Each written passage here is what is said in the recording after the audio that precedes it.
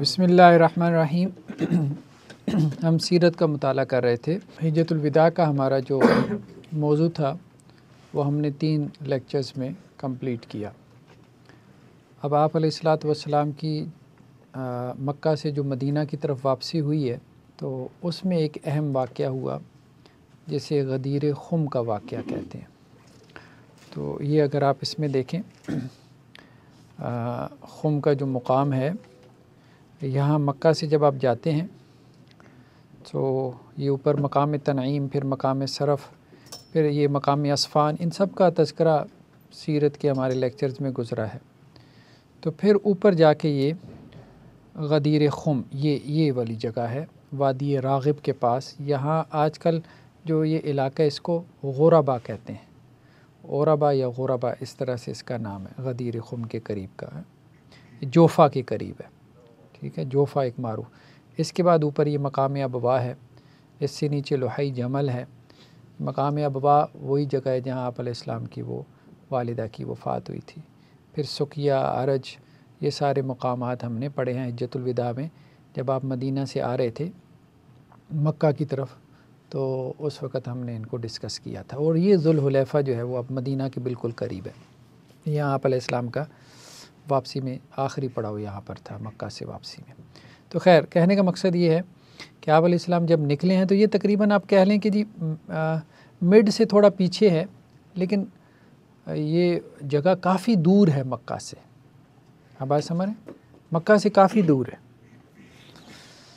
تو یہ جن لوگوں نے اس حوالے سے یہ بحث پیدا کی، ایک خاص ہمارے ہاں فرقے نے، کہ جی یہ کوئی غدیر خم پہ جو خطبہ تھا یہ حضرت علی رضی اللہ عنہ کی امامت کا یا ان کی جو ہے وہ خلافت کا کوئی اعلان تھا، تو وہ بات درست نہیں ہے۔ وہ اس لیے درست نہیں ہے کہ اگر آپ علیہ السلام نے یہ کوئی اعلان کرنا ہوتا تو آپ حجۃ الوداع کے موقع پہ یہ اعلان کرتے، ٹھیک ہے۔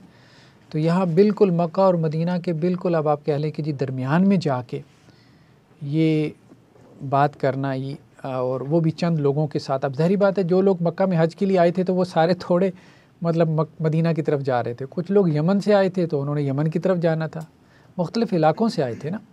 کچھ لوگ جو ہے وہ نجد کے علاقے سے آئے تھے تو انہوں نے وہاں جو ہے وہ نجد کے علاقے میں چلے جانا تھا۔ ہاں، کچھ جو مدینہ سے آئے تھے تو وہ مدینہ کی طرف انہوں نے واپسی کرنی تھی، تو یہ بات تھی۔ تو اس لیے یہ سب لوگوں سے خطاب تو یہ پاسبل بھی نہیں ہے، ممکن بھی نہیں ہے، ٹھیک ہے۔ تو یہ کچھ جوفا سے 8 کلومیٹر کے فاصلے کے اوپر ہے یہ جو خم کا جو علاقہ ہے۔ تو آج کل اس کو جو ہے وہ غوربا کے نام سے جانا جاتا ہے۔ تو یہ جو آپ علیہ السلام کا خطبہ ہوا ہے غدیر خم کے موقع پہ 18 ذی الحجہ کو، یعنی 13 ذی الحجہ تک آپ فارغ ہو گئے حج سے، تو مطلب یہ ہے کہ حج کے فوراً بعد آپ نے پھر مدینہ کی طرف واپسی فرمائی۔ تو یہ 10 ہجری کا لاسٹ منتھ ہے، آخری مہینہ ہے، ٹھیک ہے۔ پھر 11 ہجری میں آپ کی وفات ہو گئی۔ محرم، صفر، ربیع الاول، یعنی اس کے بعد اب آپ سمجھ لیں کہ کوئی 2-2.5 مہینے ہیں باقی آپ علیہ السلام کی رحلت اور اس خطبے کے درمیان میں۔ تو یہاں ایک درخت کے نیچے آپ علیہ السلام نے جو ہے وہ خطبہ دیا تھا۔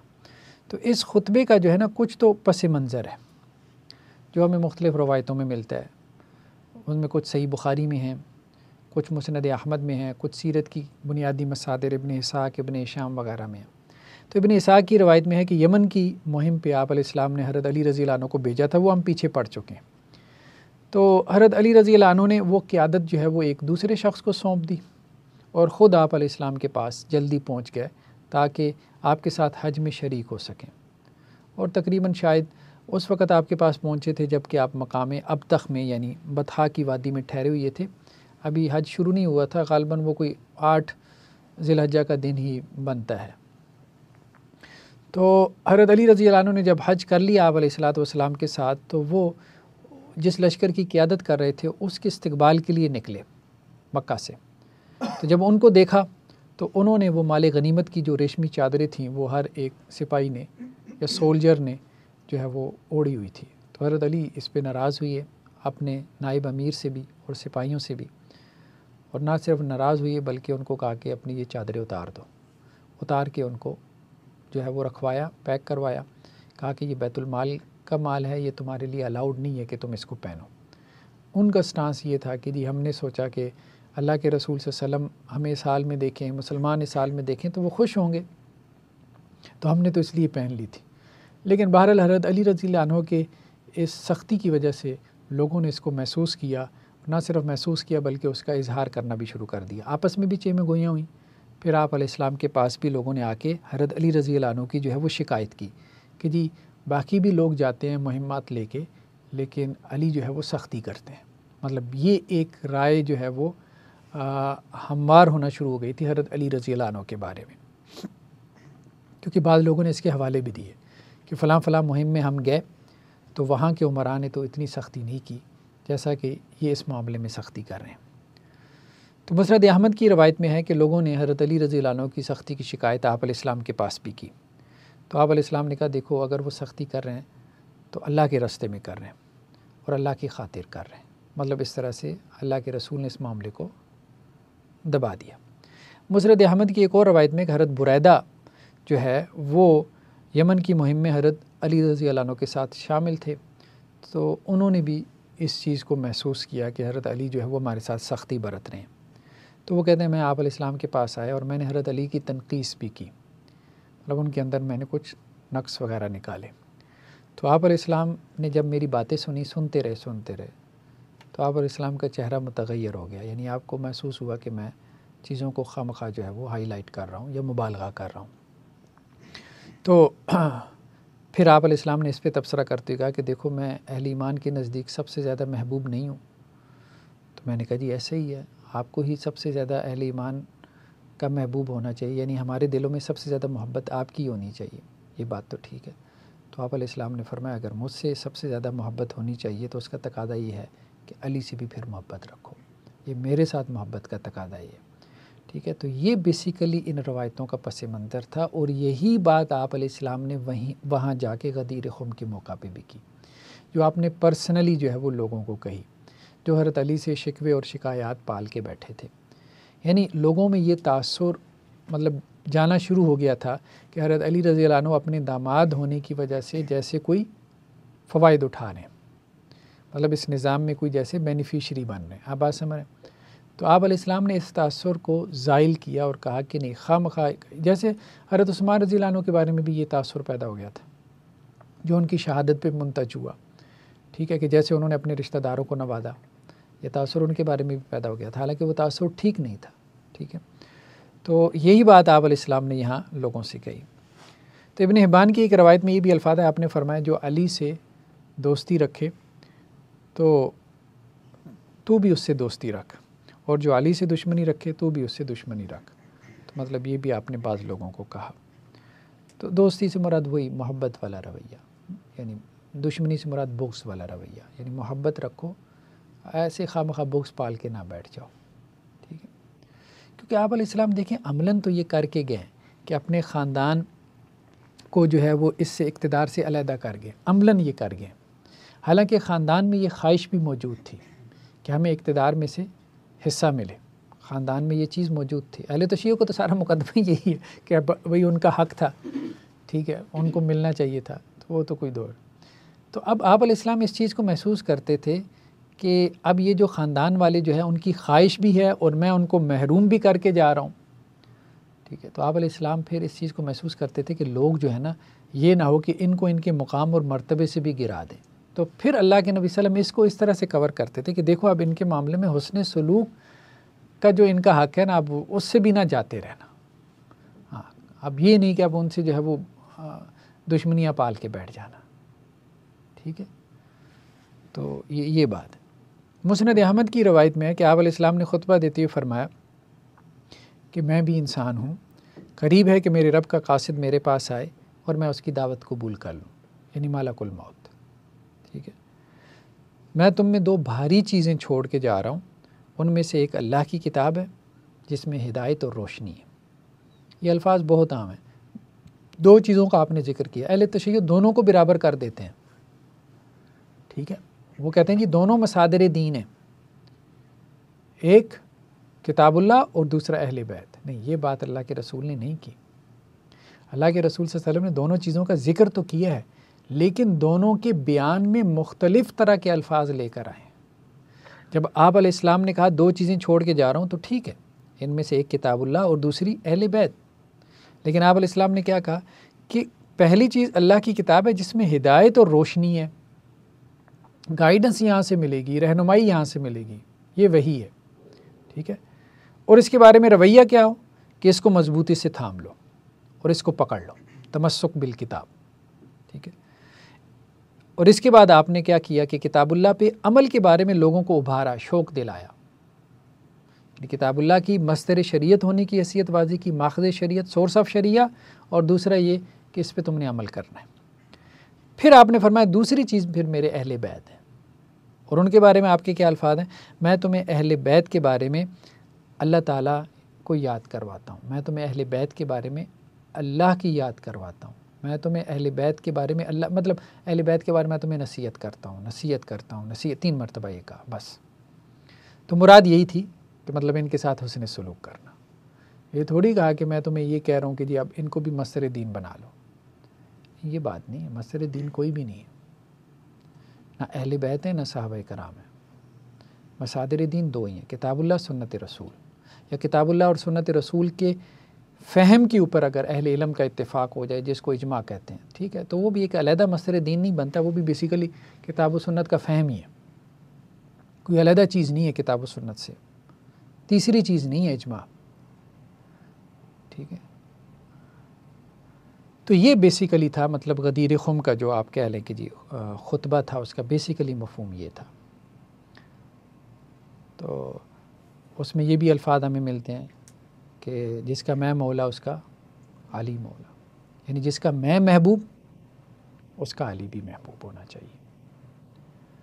اور ولایت کا لفظ جو ہے وہ عربی زبان میں کوئی 27 کے قریب معنی میں آتا ہے، 27 معنی میں، یعنی مولا کا لفظ جس سے نکلا ہے نا، ٹھیک ہے، ولایت سے، جی یہاں محبوب کے معنی میں، محبت کے معنی میں، محبت سے پھر آپ دوستی بھی کہہ سکتے ہیں، ٹھیک ہے۔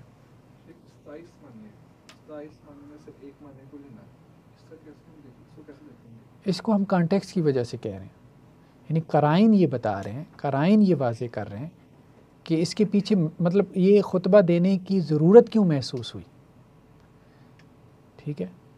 آپ علیہ السلام نے خامخواہ تو یہ نہیں بات کہہ دی، کوئی وجہ تھی، کچھ آپ نے محسوس کیا، وہ پھر روایتوں میں آ گئی بات کہ یہ وجوہات تھیں، لوگوں نے حضرت علی رضی اللہ عنہ سے جو ہے وہ نفرت کرنا شروع کر دی تھی، ان کی سختی کی وجہ سے، ان کے بعد رویوں کی وجہ سے۔ تو آپ علیہ السلام نے پھر یہ کہا کہ جو لوگ ایسا کر رہے ہیں تو انہیں علی سے محبت رکھنی چاہیے، کیونکہ یہ میرے ساتھ محبت کا تقاضا ہے کہ علی سے محبت کی جائے۔ تو یہ اس کانٹیکس میں ساری باتیں آ رہی ہیں نا، تو اس کانٹیکس میں ان کا معنی بالکل واضح ہو جاتا ہے، متعین ہو کے سامنے آ جاتا ہے۔ اور پھر یہ ہے کہ یہ الفاظ تو اللہ کے نبی صلی اللہ علیہ وسلم نے اور بھی صحابہ کے لیے استعمال کیے، صرف حضرت علی کے لیے نہیں استعمال کیے، ٹھیک ہے۔ اور سب سے اہم بات یہ ہے کہ اللہ کے نبی صلی اللہ علیہ وسلم نے اگر اس کو خلافت کے معنی میں استعمال کرنا تھا، امامت کے معنی میں استعمال کرنا تھا، تو سیدھی طرح اللہ کے رسول کہہ دیتے، پہلیاں کیا بجھوانے کی ضرورت تھی کہ آج تک اختلاف ہی نہیں ختم ہو رہا، بات ہی ختم ہو جاتی۔ وہ کہتے ہیں جی نس تھی، تو نس اتنی کیا جو ہے وہ خفی الدلالہ ہوتی ہے کہ جس کی دلالت اتنی خفی ہو کہ آج تک متعین ہی نہ ہو، یعنی ایک ایسا لفظ استعمال کیا جس کے 27 معنی تھے، تو ایسا لفظ کیوں نہیں استعمال کیا جس کا ایک ہی معنی تھا کہ آپ علیہ السلام قادر کلام نہیں تھے اور اپنے لوگوں کو خواہ مخواہ کی آزمائش میں ڈالنا چاہتے تھے،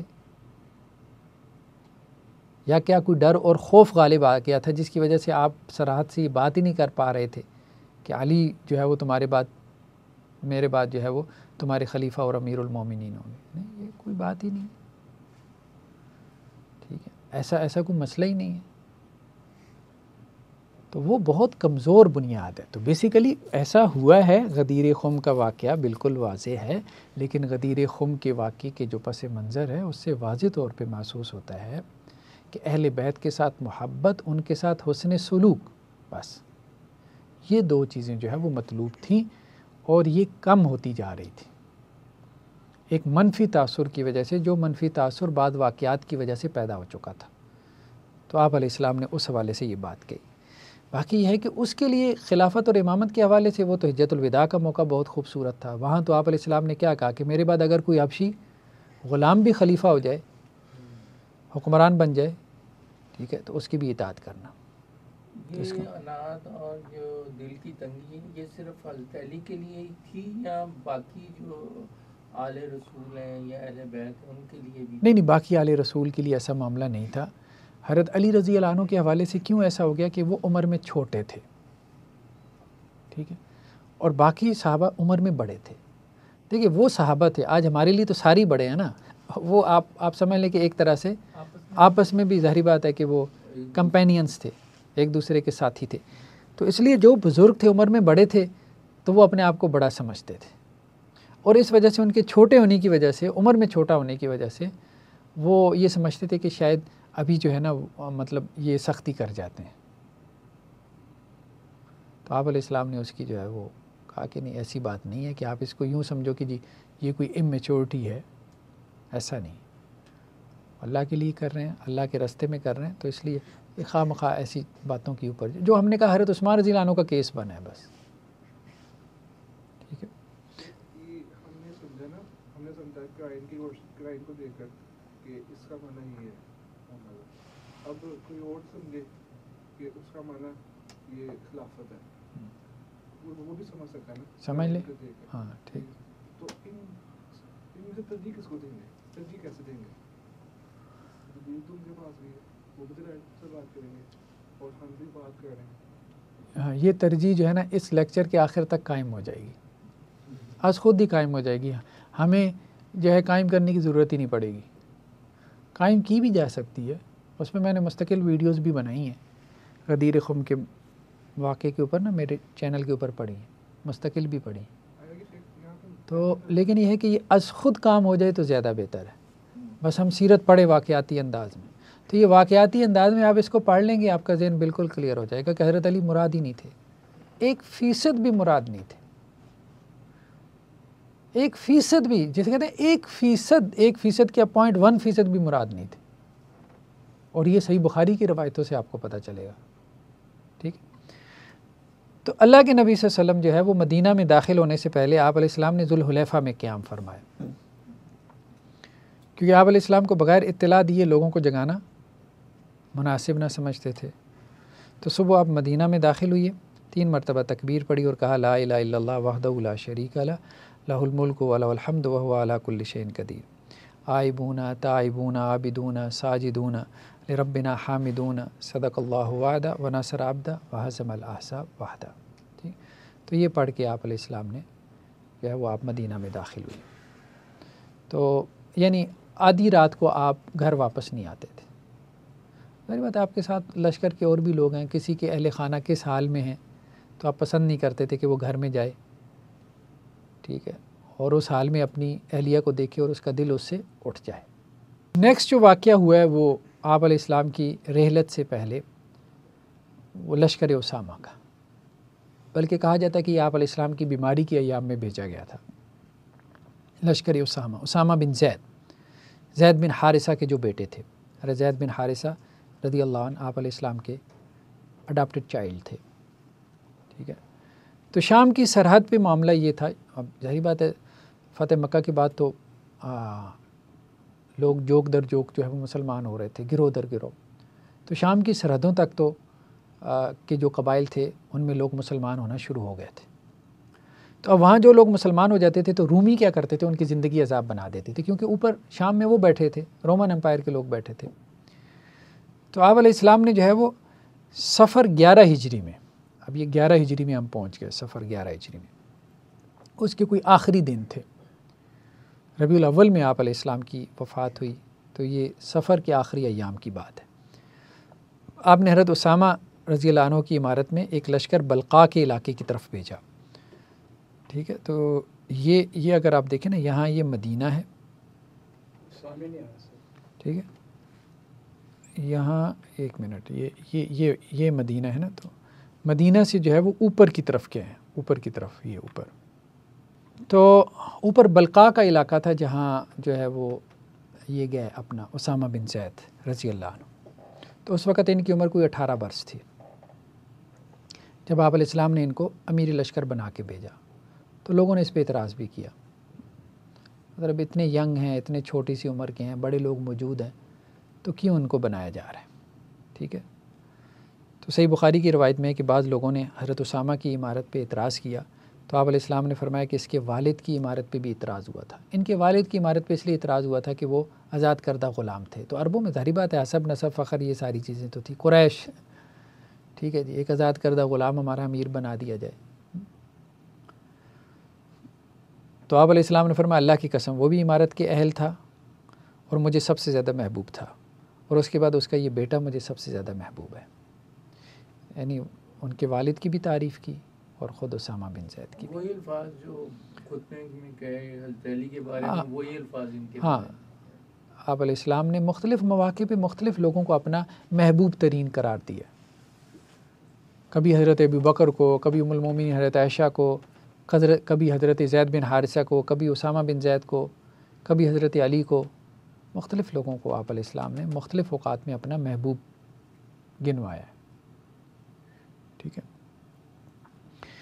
تو یہ لشکر مدینہ منورہ سے 3 میل کے فاصلے پر جو ہے نا ایک مقام تھا، مقام جرف، وہاں پہ خیمہ زن ہوا، کیونکہ آپ علیہ السلام کی جو طبیعت تھی نا وہ کافی زیادہ ناساز تھی، تو یہ پھر انہوں نے وہاں پہ قیام کر لیا، آگے نہیں بڑھے، رک گئے تھے یہاں۔ تو پھر جب حضرت ابو بکر رضی اللہ عنہ خلیفہ بنے تو پھر یہ لشکر آگے چلا، بلقاء کے علاقے میں پہنچا، تو یہ مقام جرف کے اوپر پہنچا تو یہ لشکر جو ہے وہ وہاں پہ پھر ٹھہرا رہا، مطلب آپ علیہ السلام کی بیماری کے ایام میں۔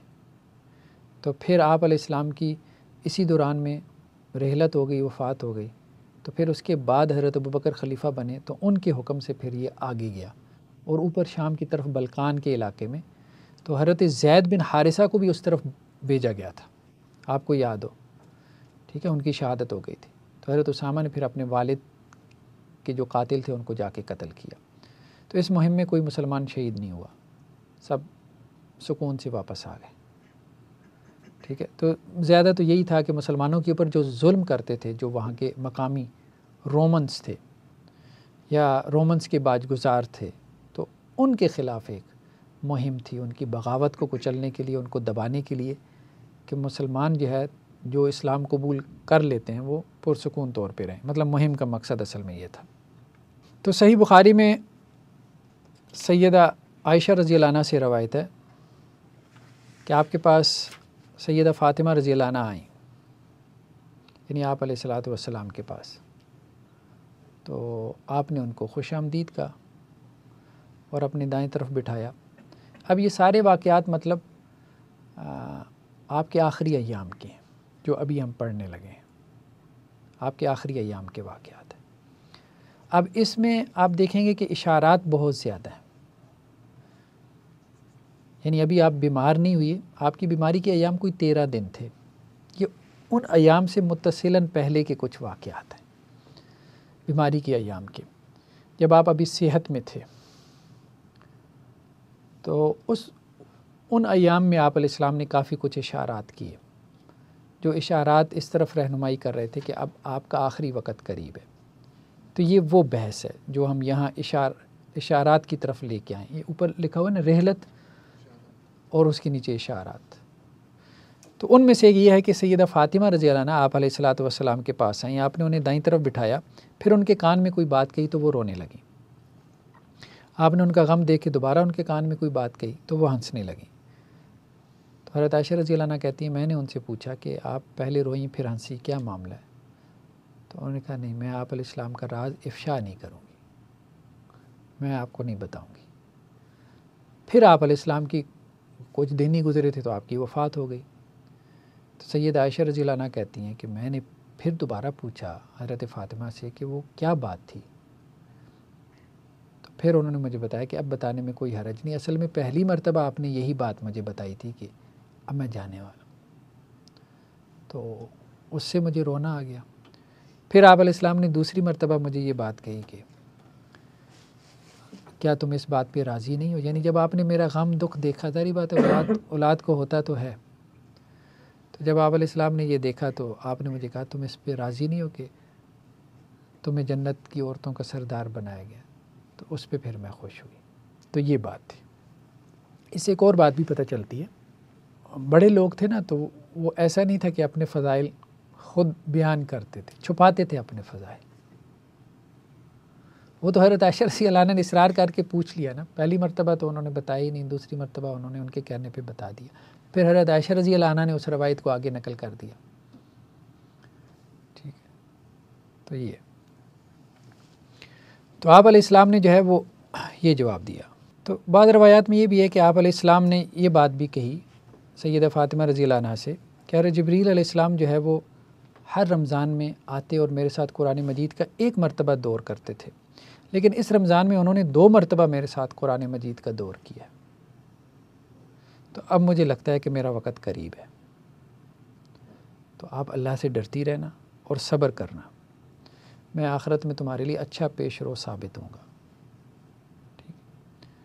تو وہ کہتی ہیں اس وقت مجھے رونا آ گیا ہے، لیکن جب آپ علیہ السلام نے میرا غم دیکھا تو آپ علیہ السلام نے پھر دوبارہ مجھے کہا کہ تم اس بات سے خوش نہیں ہو کہ تم اس امت کی عورتوں کی سردار ہوگی.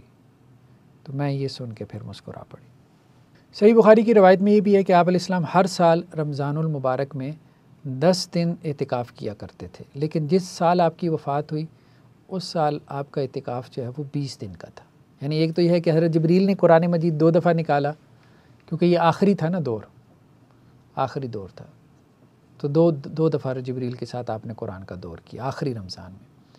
پھر آپ نے اعتکاف بھی 2 مرتبہ، یعنی آپ کو تو اسی وقت اشارے ملنا شروع ہو گئے تھے نا، اسی وقت اشارے ملنا شروع ہو گئے تھے. اور پھر آپ نے اعتکاف بھی 2 مرتبہ کیا. پھر صحیح بخاری میں حضرت انس سے روایت ہے کہ رحلت سے پہلے آپ علیہ السلام کے اوپر وحی جو ہے نا مسلسل نازل ہونا شروع ہو گئی، اتنی تیزی سے. یعنی مطلب ایک تو وہ ہے نا کہ الیوم اکملت لکم دینکم واتممت علیکم نعمتی، یہ حجۃ الوداع کے موقع پہ یہ آیت نازل ہوئی، میں نے تمہارے لیے تمہارا دین مکمل کر دیا. اب اس کے بعد یعنی ان کا کہنا یہ ہے کہ بہت تیزی سے جو ہے نا وہ وہی نازل ہونا شروع ہوئی کہ ایسے جیسے کوئی چیز اب مکمل ہو رہی ہے. یہ چیز حضرت انس رضی اللہ عنہ نے نوٹ کی. صحیح مسلم کی روایت میں ہے کہ حجۃ الوداع کے موقع پہ آپ علیہ السلام نے فرمایا تھا کہ مجھ سے حج کے مناسک سیکھ لو. یہ آپ نے حجۃ الوداع کے موقع پہ کئی مرتبہ کہا اونچی آواز میں، شاید میں دوبارہ حج نہ کر سکوں. اب کچھ لوگوں نے اس کو سمجھا، کچھ نے نہیں سمجھا، وہ ایک علیحدہ بات ہے. صحیح مسلم کی روایت میں یہ بھی ہے کہ غدیر خم کے خطبہ میں آپ نے کہا تھا کہ میں انسان ہوں اور قریب ہے کہ میرے رب کا قاصد آئے اور میں لبیک کہہ دوں. تو یہ بھی گویا کہ ایک اشارہ تھا غدیر خم کے موقع پہ، حجۃ الوداع کے موقع پہ. مسند احمد کی روایت میں ہے کہ آپ علیہ السلام نے صحابہ سے کسی بات پہ کہا تھا کہ تمہارا کیا خیال ہے، میں تم میں سب سے آخر میں جاؤں گا، میں تم سے پہلے چلا جاؤں گا اور میرے بعد تم گروہوں میں بٹ کے آپس میں لڑو گے. اور کسی بات پہ سمجھاتی ہوئی کہا تھا. تو یہ بھی ایک اشارہ تھا. مسند بزار کی روایت میں کہ حضرت عباس رضی اللہ عنہ نے خواب دیکھا کہ زمین کو رسیوں سے باندھ کر آسمان کی طرف کھینچا جا رہا ہے. تو آپ علیہ السلام کے پاس آئے کہ جی اس کی کیا تعبیر ہے.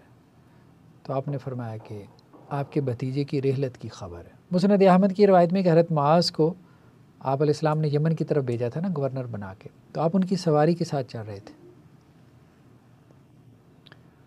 اب ظاہری بات ہے حضرت معاذ تو نہیں چاہتے تھے کہ آپ سوار رہیں اور اللہ کے رسول چلیں، لیکن آپ علیہ السلام میں ظاہری بات ہے تکلف نہیں تھا.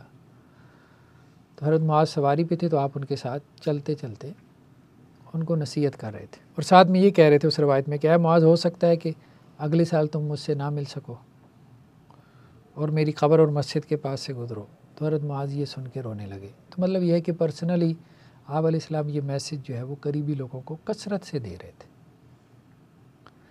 صحیح بخاری کی روایت میں کہ آپ علیہ السلام نے 8 سال بعد، یعنی تین میں غزوہ احد ہوا ہے نا، تو 8 سال بعد وہی 11 ہی بنتا ہے، 11 ہجری میں آپ علیہ السلام نے شہدائے احد کے لیے دعا کی اور منبر پر خطبہ دیا اور کہا کہ میں حوض کوثر پر تمہارا پیش رو ہوں گا، یعنی تم سے پہلے موجود ہوں گا اور اب حوض پر ملیں گے. میں اس وقت اپنے سامنے حوض کو دیکھ رہا ہوں، یعنی مجھے حوض کوثر دکھایا جا رہا ہے اس وقت، اب ہماری ملاقات وہاں پر ہوگی. لیکن ظاہری بات ہے یہ سارے بیانات صحت کی حالت میں تھے تو لوگوں نے زیادہ اس پہ وہ نہیں کیا، غور و فکر نہیں کیا. مسند احمد کی روایت میں ہے کہ آپ علیہ السلام سفر کے مہینے کے آخری ایام، یا ہو سکتا ہے کہ اللہ کے رسول سے تعلق اتنا ہو کہ وہ یہ سوچ ہی نہ پاتے ہوں، نا تعلق اتنا قریبی ہوتا ہے کہ انسان سوچ بھی نہیں پاتا یا سوچنا بھی نہیں چاہتا۔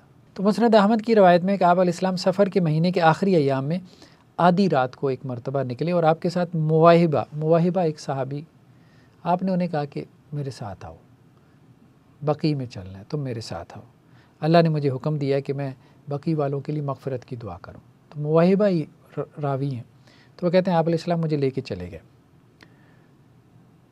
تو آپ علیہ السلام نے بقی والوں کے لیے مغفرت کی دعا فرمائی اور کہا کہ مجھے دنیا کے خزانوں، ہمیشہ کی زندگی اور آخرت میں جنت اور رب سے ملاقات پیش کی گئی، یعنی یا تو میں دنیا میں رہ لوں اور اللہ تعالیٰ دنیا کے خزانے میرے لیے کھول دے، یا میں آخرت کو پسند کر دوں اور اپنے رب کے پاس چلا جاؤں۔ تو یہ دونوں چیزیں اللہ نے میرے اوپر پیش کی ہیں، اور بعض روایتوں میں آتا ہے ہر نبی کو اختیار دیا جاتا ہے دنیا میں رہنے کا، ہمیشہ کی زندگی کا، یا آخرت کو اختیار کرنے کا، تو آپ علیہ السلام کو بھی یہ دیا گیا۔ تو آپ علیہ السلام نے یہ کہا کہ میں نے اپنے رب سے ملاقات کو ترجیح دی۔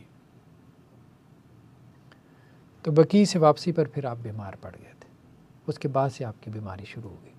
ہمیشہ کی زندگی کا بھی آفر دیا تھا؟ ہاں، ہمیشہ کی زندگی۔ ہمیشہ کی زندگی سے مراد یہی ہے کہ جب تک دنیا ہے۔ صحیح بخاری کی روایت میں کہ ایک خاتون آپ کے پاس آئیں اور اپنی حاجت پیش کی، آپ نے کہا بعد میں آنا، تو وہ کہنے لگی جی اگر آپ نہ ملیں تو آپ علیہ السلام نے فرمایا ابو بکر کے پاس چلی جانا۔ ٹھیک ہے، تو یہ بھی آپ کے آخری ایام کا ہی واقعہ، اس میں بھی حضرت ابو بکر کی امامت اور خلافت کی طرف اشارہ ہے، لیکن بعد میں ہم دیکھتے ہیں ذرا اس میں کچھ واضح روایتیں بھی ہیں۔ مسند احمد کی روایت میں ہے کہ جب آپ بقی سے واپس تشریف لائے تو سید عائشہ رضی اللہ عنہ بیمار تھیں، ان کے سر میں درد تھی، تو وہ یہ کہہ رہی تھیں جیسے ہم تکلیف میں کہتے ہیں نا میرا سر، میرا سر، ٹھیک ہے، تو ایسے کہہ رہی تھی۔ تو آپ علیہ السلام نے بھی یہی کہنا شروع کر دیا میرا سر، ٹھیک ہے، میرا سر۔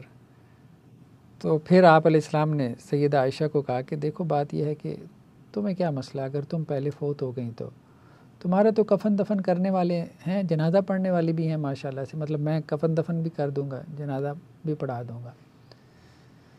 تو وہ جواب میں کہنے لگی کہ جی اگر ایسا ہو گیا میں آپ کی زندگی میں فوت ہو گئی تو مجھے تو نہیں لگتا کہ جو ہے وہ آپ اس گھر کو کوئی مطلب خالی چھوڑیں گے، آپ کسی اور بیوی کو لا کے یہاں بسا لیں گے، مطلب ایک رات بھی جو ہے یہ خالی نہیں رہے گا۔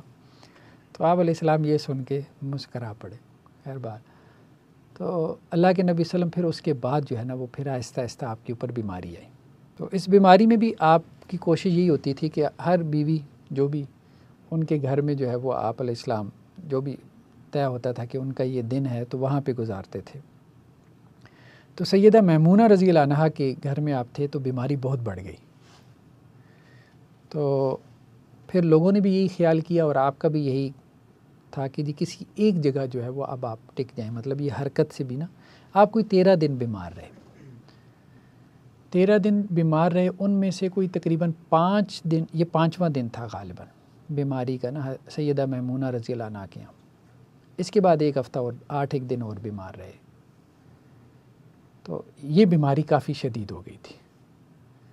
تو پھر اس میں پھر یہی رائے بنی کہ جی آپ علیہ السلام کسی ایک جگہ پہ جو ہے وہ گھر میں شفٹ ہو جائیں۔ تو پھر آپ نے تمام بیویوں کو بلوایا اور ان سے پھر باقاعدہ اجازت لی، اور پھر آپ حضرت عائشہ رضی اللہ عنہ کے گھر میں حجرے میں شفٹ ہو گئے۔ تو پھر باقی ایام آپ نے وہیں پہ گزارے، یعنی سوموار کو آپ وہاں آئے تھے سید عائشہ رضی اللہ عنہ کے حجرے میں، اور اگلے سوموار کو پھر آپ کی وہاں پہ وفات ہوئی، تو 8 دن آپ نے وہاں پہ گزارے۔ تو صحیحین کی روایت میں ہے کہ فضل بن عباس اور علی بن ابی طالب رضی اللہ عنہ یہ آپ علیہ السلام کو جو ہے وہ سہارے سے لے کے آئے تھے، مطلب اپنے کندھوں کے سہارے سے، آپ مطلب بیمار اتنے تھے کہ چل نہیں سکتے تھے۔ تو جس دن آپ سیدہ میمونہ کے گھر سے سیدہ عائشہ رضی اللہ عنہما کے گھر تشریف لائے وہ سوموار کا دن تھا، تو اکثر کے نزدیک آپ کی بیماری کے ایام 13 تھے، ٹھیک ہے۔ تو ان ایام میں آپ نماز پڑھاتے رہے، لیکن آخری 3 دنوں میں بیماری کی شدت سے اتنے نڈھال ہو گئے تھے کہ آپ نے نماز پھر نہیں پڑھائی، گھر میں پڑھی، حجرے میں پڑھی آخری 3 دن کی نماز۔ تو وہ پھر آگے تذکرہ آ رہا ہے۔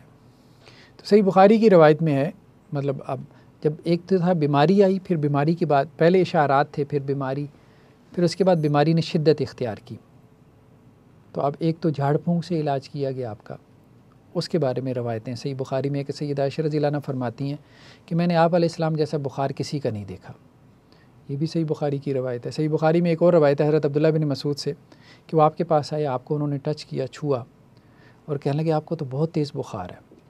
آپ نے فرمایا کہ مجھے عام آدمیوں سے 2 گنا زیادہ بخار ہوتا ہے۔ تو انہوں نے پوچھا پھر آپ کے لیے اجر بھی 2 گنا ہے؟ آپ نے فرمایا ہاں۔ تو سیدہ عائشہ رضی اللہ عنہ فرماتی ہیں کہ آپ علیہ السلام جب بیمار ہوتے تھے، پہلے آپ کی روٹین یہی تھی کہ معوذات پڑھ کے اپنے اوپر پھونک لیتے تھے، اور اپنے ہاتھ جو ہے نا ایسے ہاتھوں پہ پھونک مار کے نا جیسے اپنے جسم پہ مال لیتے تھے۔ تو جب آپ زیادہ بیمار ہو گئے تو وہ میں معوذات پڑھتی، اور پھر آپ کا ہی جو دست مبارک ہوتا تھا اس کو آپ کے جسم پہ پھیر دیتی تھی۔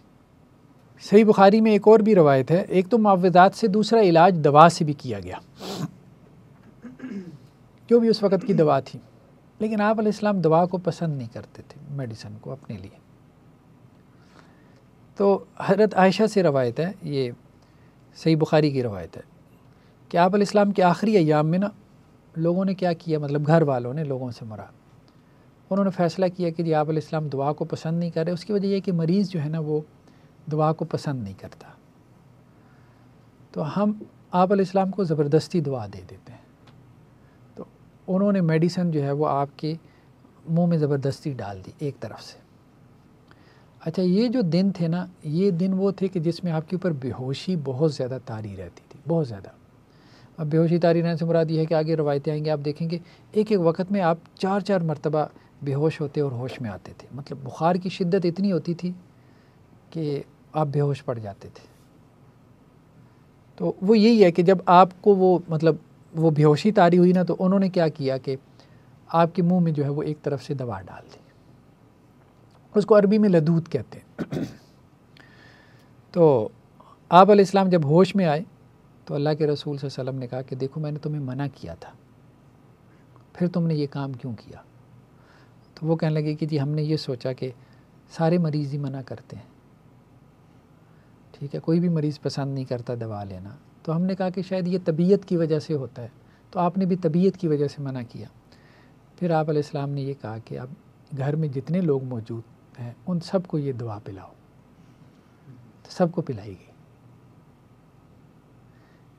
تو ایک زوجہ جو ہے وہ روزے سے تھی، ان کو بھی پلائی گئی۔ پھر مسند احمد کی روایت میں ہے کہ یہ واقعہ سیدہ میمونہ کے گھر میں ہوا تھا، بعض روایت میں یہ کہ یہ وہاں کا واقعہ، حضرت عائشہ کے گھر کا نہیں۔ تو بخار کی شدت اتنی تھی کہ آپ کے اوپر بے ہوشی طاری ہو رہی تھی، تو ایسے میں لوگوں نے آپ کو دوا پلا دی تھی۔ تو اس کا مطلب یہ ہے کہ وہ بیماری کی شدت سیدہ میمونہ کے گھر میں شروع ہو چکی تھی، یعنی 8-10 دن جو آپ کی بیماری آخری ایام میں رہی ہے نا، تو وہ بہت شدید رہی ہے، جس میں بے ہوشی کی کیفیت غالب ہو جاتی تھی۔ بس سکھانے کے لیے کہ جب کہا گیا ہے، جیسے اب آپ کی میڈیکل ایتھکس میں بھی یہی ہے نا کہ ایک مریض نہیں چاہتا کہ میرا علاج کیا جائے، تو آپ زبردستی اس کا علاج نہیں کر سکتے، یہ میڈیکل ایتھکس میں ہے۔ علاج کروانا نہ کروانا یہ اس کا رائٹ ہے، یہ اس کا حق ہے، زبردستی نہیں کر سکتے، ٹھیک ہے۔ اب تو کچھ اسٹیٹس تو بہت آگے چلی گئی ہیں، وہ تو کہتے ہیں زندگی بھی اس کا رائٹ اور حق ہے، چاہے تو باقی رکھے چاہے تو ضائع کر دے۔ تو خیر بہرحال مسند احمد کی روایت میں ہے، اب آپ علیہ السلام کی وصیتیں جو آخری وقت کی نا، آپ علیہ السلام کی وصیتیں تھیں، یہ بھی بہت اہم ٹاپک ہے، آپ علیہ السلام کی وصیتیں۔ البتہ انسان بہت اہم باتیں کرتا ہے دنیا سے جاتے وقت، اس کی زندگی کا نچوڑ اور خلاصہ بھی ہوتا ہے، اور دوسروں کے لیے ان کی اہمیت بھی پچھلوں کے لیے بہت زیادہ ہوتی ہے۔ تو مسند احمد کی روایت میں ہے کہ آپ علیہ السلام نے آخری ایام میں حضرت عثمان کو بلوایا، انہیں قریب کیا، آپ ان کے ساتھ ان کے کان میں نا آہستہ آہستہ کچھ باتیں کرتے رہے سرگوشی کے انداز میں۔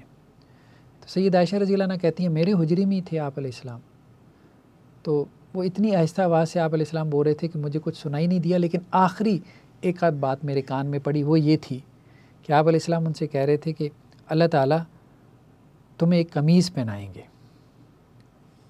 اور منافقین یہ چاہیں گے کہ تم اتار دو، لیکن تم نے وہ قمیض اتارنی نہیں ہے یہاں تک کہ مجھ سے عامل ہو۔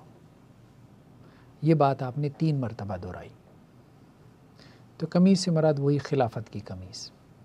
تو اس کا مطلب یہ ہے کہ جو بھی حضرت عثمان رضی اللہ عنہ کو شہید کرنے میں پیش تھے تو ان میں سے کوئی مومن نہیں تھا، سارے منافق تھے، ٹھیک ہے، منافقین کی جماعت تھی۔ آخرت کا معاملہ ان کا اللہ کے ہاں، لیکن یہ ہے کہ روایت کے الفاظ یہی ہیں کہ منافقین یہ چاہیں گے کہ تم یہ۔ بعض لوگوں نے کہا کہ ان میں کچھ صحابہ بھی تھے، نہیں، صحابہ نہیں تھے، صحابہ نہیں تھے۔ کسی کا آپ علیہ السلام کے زمانے میں ہونا یہ ثابت نہیں کرتا کہ وہ صحابی ہے۔ منافق بھی آپ علیہ السلام کے زمانے میں تھے، ٹھیک ہے۔ اگر تو یہ ثابت ہو جائے کہ یہ حضرت عثمان رضی اللہ عنہ کی شہادت میں شامل اور ملوث تھا تو بھلے وہ آپ علیہ السلام کے زمانے میں تھا تو ہم اس کو صحابی نہیں کہیں گے، پھر ہم اس کو منافق ہی کہیں گے، کیونکہ کوئی صحابی حضرت عثمان رضی اللہ عنہ کی شہادت میں شریک نہیں اور نہ ہی اس کے اوپر راضی تھا۔ صحیح بخاری کی روایت میں ہے کہ بیماری کے آخری ایام میں آپ ممبر پر تشریف لائے۔ دوسری وصیت آپ نے کی انصار کے بارے میں، ایک تو حضرت عثمان کے بارے میں، دوسرا انصار کے بارے میں۔ تو آپ ممبر پہ تشریف لائے، آپ کے سر پہ کپڑا بندھا ہوا تھا، تو آپ نے کہا میں تمہیں انصار کے بارے میں وصیت کرتا ہوں، وہ میرے مخلص ساتھی ہیں۔ ظاہری بات ہے یہ وصیت کس کو کی جا رہی تھی؟ مہاجرین کو۔ قریش تو وہی تھے نا، آگے انہوں نے ہی آنا تھا، خلافت انہی کو ملنی تھی، حاکم انہوں نے بننا تھا، محکوم جو تھے وہ انصار بننے والے تھے، تو اس لیے کہا کہ انصار کے بارے میں نصیحت کرتا ہوں۔ وہ میرے مخلص ساتھی ہیں، انہوں نے اپنا حق ادا کر دیا اور ان کا حق باقی ہے، انہوں نے ادا کر دیا، ان کا حق رہتا ہے۔ ان میں سے جو نیک ہے اس کی قدر کرنا، اور اگر کوئی برا بھی ہے تو اسے درگزر کرنا۔ صحیح بخاری کے الفاظ میں یہ بھی ہیں کہ انصار آٹے میں نمک کے برابر رہ جائیں گے۔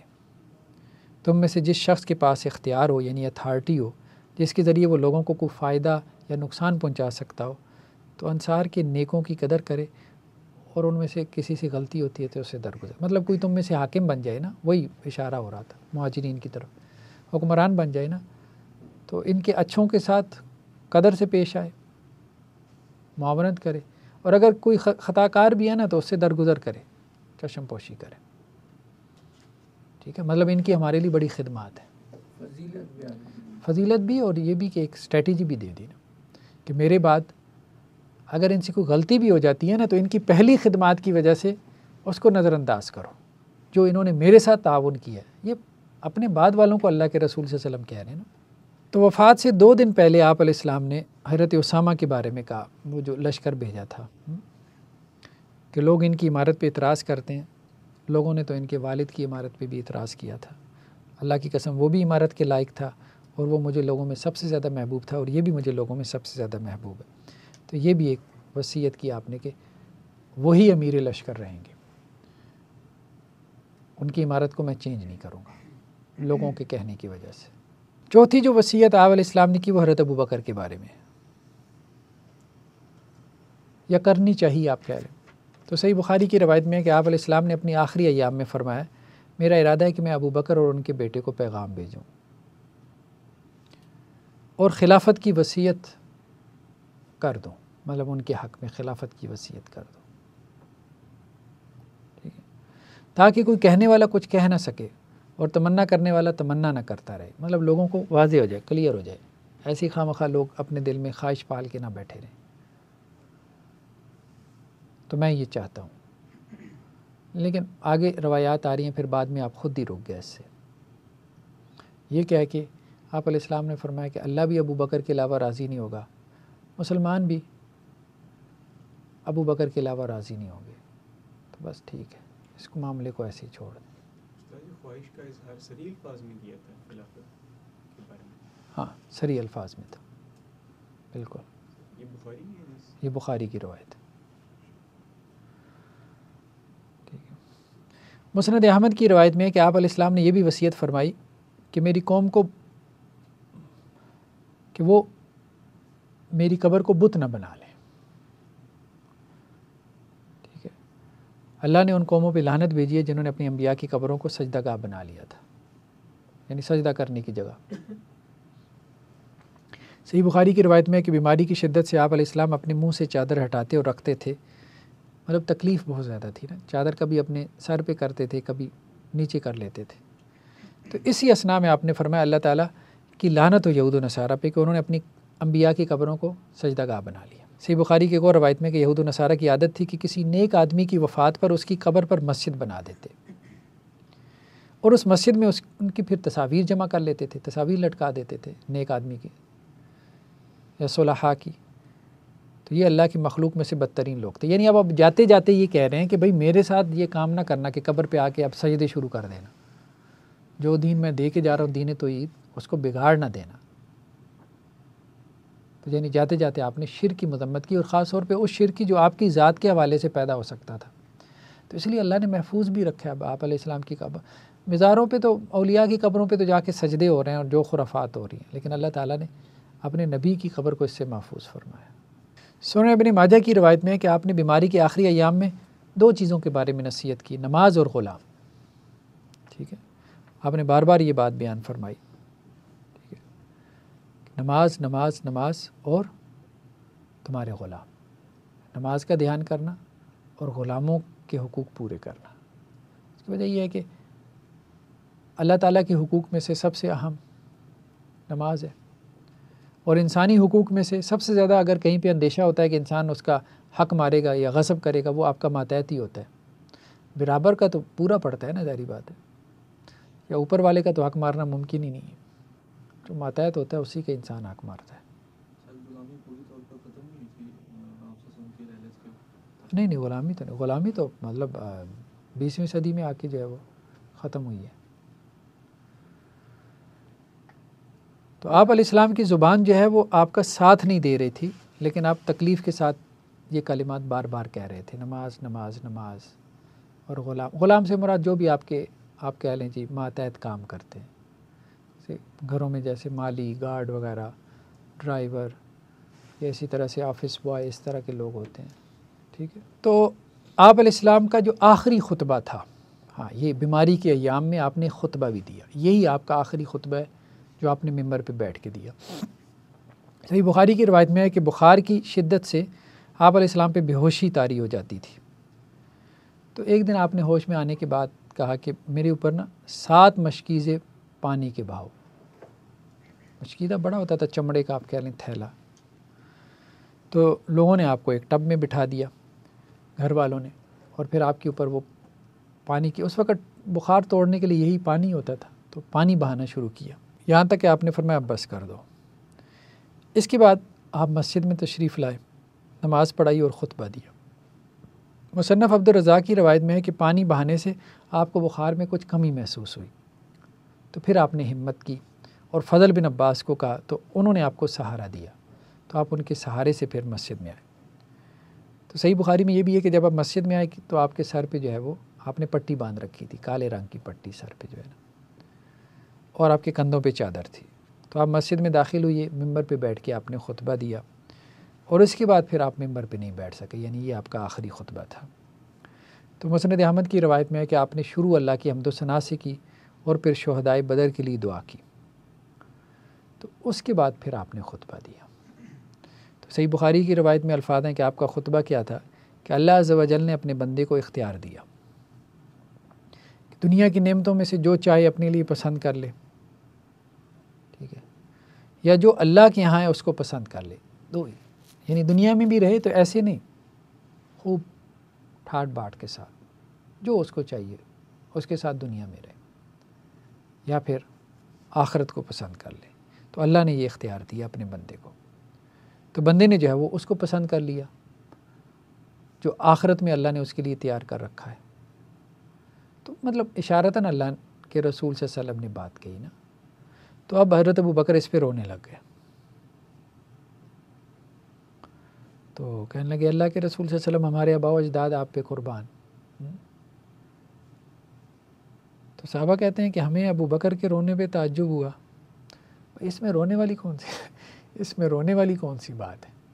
آپ علیہ السلام نے ایک عام بات کی ہے کہ اللہ تعالیٰ نے اپنے بندے کو جو ہے وہ اپنا 2 چیزوں کا اختیار دیا ہے، دنیا کو اختیار کر لیا، آخرت کو، تو اس نے آخرت کو اختیار کر لیا۔ لیکن آپ علیہ السلام کی وفات کے بعد ہمیں معلوم ہوا کہ ابو بکر ہم میں سب سے بڑے عالم تھے۔ تو خیر صحیح بخاری کی ایک اور روایت میں ہے کہ آپ علیہ السلام نے فرمایا اے ابو بکر آپ مت روئیں،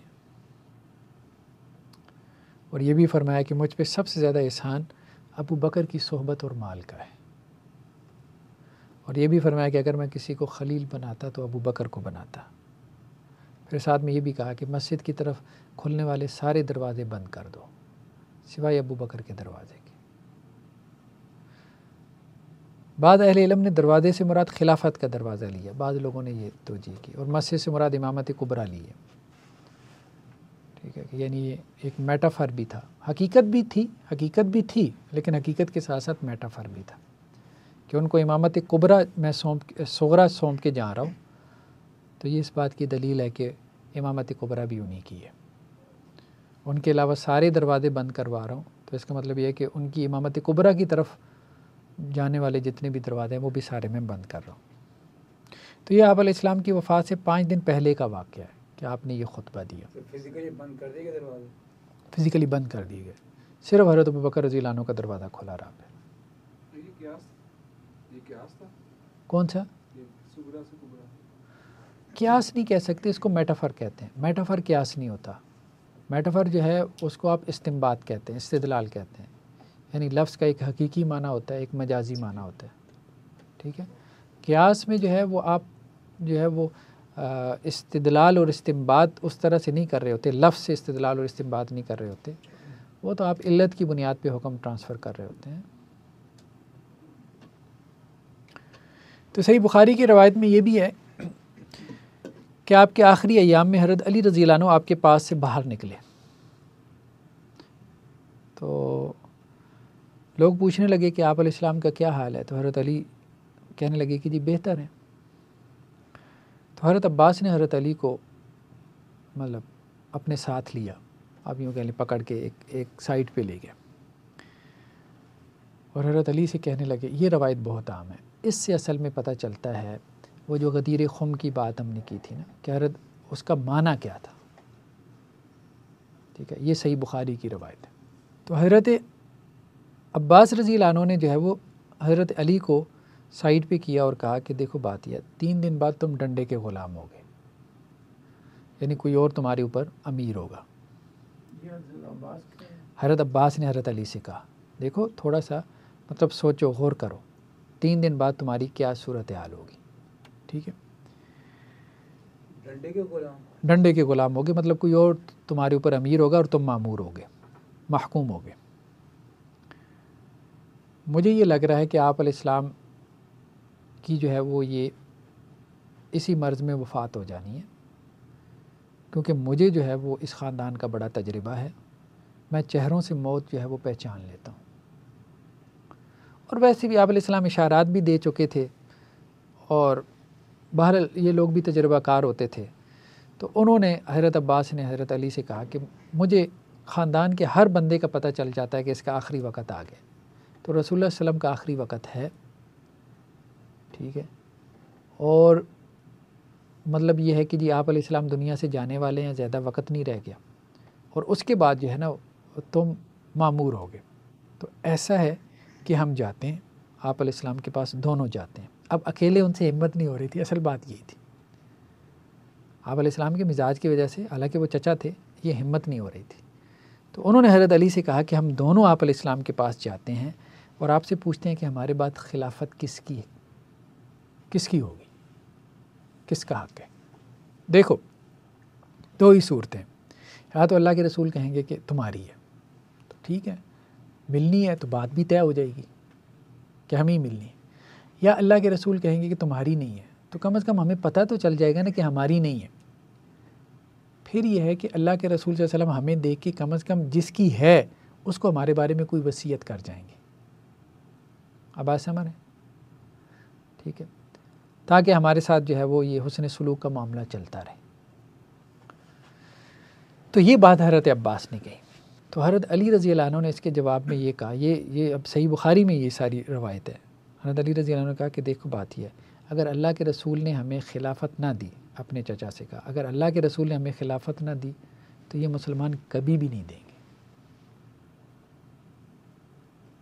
ٹھیک ہے، اگر اللہ کے رسول نے کہہ دیا نا کہ نہیں تمہارا کوئی حق نہیں ہے، یہ مسلمان کبھی بھی نہیں دیں گے۔ اللہ کے رسول صلی اللہ علیہ وسلم خاموش ہیں نا، پھر ہو سکتا ہے کہ لوگ ہمارے بارے میں رائے رکھتے ہیں اور ہمیں مل جائے، تو اس لیے یہ تو رستہ بند کرنے والی بات ہو جائے گی۔ تو اب دیکھیں دونوں کے اس ڈائلاگ کا اگر آپ جائزہ لینا، پہلی بات تو یہ طے ہوتی ہے کہ حضرت علی رضی اللہ عنہ کو بھی نہیں پتہ تھا کہ ان کے حق میں فیصلہ ہو چکا ہے، غدیر خم کا فیصلہ ان کے حق میں ہو چکا ہے کہ ان کو خلافت خود ان کو بھی نہیں پتہ، نہ چچا عباس کو پتہ ہے، تو باقی صحابہ کو کیسے پتہ چل جائے کہ ان کے حق میں فیصلہ ہو چکا ہے؟ ٹھیک ہے۔ دوسری بات یہ ہے، یہ تو واضح اس روایت میں موجود ہے، دوسری بات یہ ہے کہ حضرت عباس رضی اللہ عنہ کو ملنے کی امید تھی، ان کو ملنے کی امید تھی، اس لیے وہ کہتے تھے کہ چلیں پوچھتے ہیں۔ حضرت علی رضی اللہ عنہ کو ملنے کی امید بھی نہیں تھی، اس لیے وہ کہتے تھے کہ دروازہ بند نہ کرو، چچا سے کہتے تھے دروازہ بند نہ کرو، آپ علیہ السلام کی نہ سن کے۔ وہ تو فور ایور ہو جانا تھا۔ ہاں، وہ تو بالکل ہی دروازہ بند ہو جانا ہے نا، تو اس لیے جو دروازہ کھلا ہے کہ مسلمانوں کی وجہ سے ہمیں مل سکتی ہے، وہ بھی بند ہو جانا ہے۔ تو پھر حضرت علی رضی اللہ عنہ نے کہا میں نے نہیں جانا، بات یہیں پہ ختم ہو گئی۔ یہ بات پھر آگے پھر چلے گی وہ حدیث کرتاس میں جا کے۔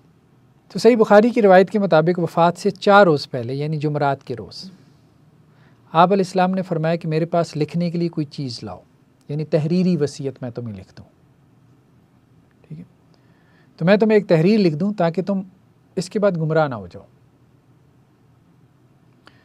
تو حضرت عمر نے کہا کہ آپ علیہ السلام پہ بیماری کا غلبہ ہے، لہذا قرآن ہمارے لیے کافی ہے، ٹھیک ہے۔ اب یہاں تک یہ بات بڑی ہائی لائٹ کی جائے، حضرت عمر نے کہا صحیح بخاری کی روایت میں یہ بھی الفاظ ہیں کہ اہل بیت کا اختلاف ہو گیا، آگے الفاظ ہیں اہل بیت کا اختلاف ہو گیا اس مسئلے میں کہ آپ علیہ السلام کے پاس قلم دوات لائی جائے کہ نہیں۔ یہ کون سے اہل بیت تھے؟ یہ وہی پیچھے جو حضرت علی اور حضرت عباس رضی اللہ عنہ۔ علی بھی ان لوگوں میں شامل تھے، حضرت علی حضرت عمر کے ساتھ کھڑے تھے کہ نہیں لکھوانا، قلم دوات نہیں لے کر آنی۔ کیوں؟ اچھا، حضرت عمر رضی اللہ عنہ کسی اور پرسپیکٹو میں تھے، اچھا ان کا موقف متفق تھا لیکن دونوں کی وجوہات فرق تھیں، یہ بات ٹھیک ہے، دونوں کے موقف میں اتفاق تھا۔ حضرت علی رضی اللہ عنہ بھی یہ چاہتے تھے کہ قلم دوات نہ لائی جائے، کیونکہ ان کو پورا پتہ تھا کہ آپ علیہ السلام اس معاملے میں کبھی بھی اپنے خاندان کو سپورٹ نہیں کریں گے، نہیں نوازیں گے، بالکل سائڈ پہ کر دیں گے۔ تو اس لیے وصیت اگر لکھوا لی گئی تو ہم بالکل اس سے خارج ہو جائیں گے۔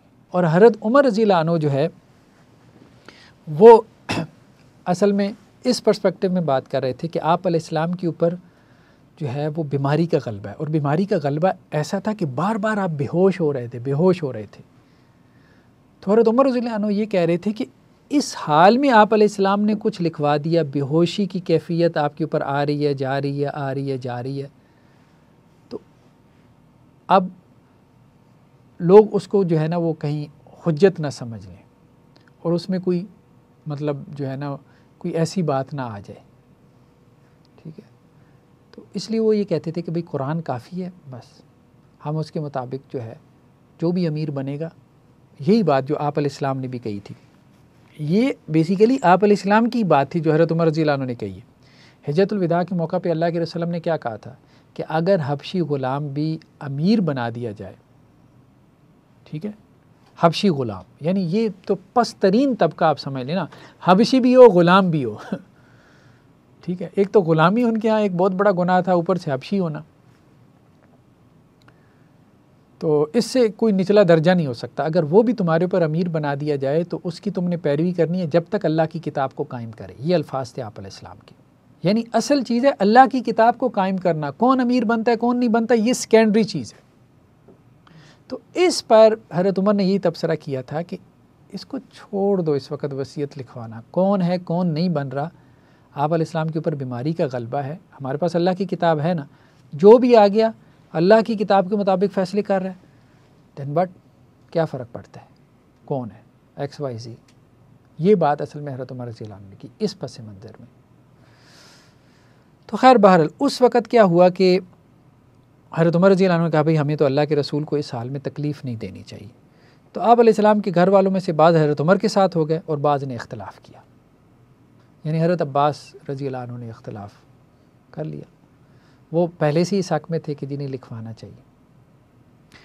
صحیح بخاری کی ایک اور روایت کے مطابق حضرت علی کی وہی رائے تھی جو حضرت عمر کی تھی. یہ تو خیر پہلے بات گزر چکی کہ یہ دونوں حضرات وصیت نہ لکھوانے کے حق میں تھے، جبکہ حضرت عباس رضی اللہ عنہ کی رائے مخالفت میں تھی، وہ وصیت لکھوانے کے حق میں تھے.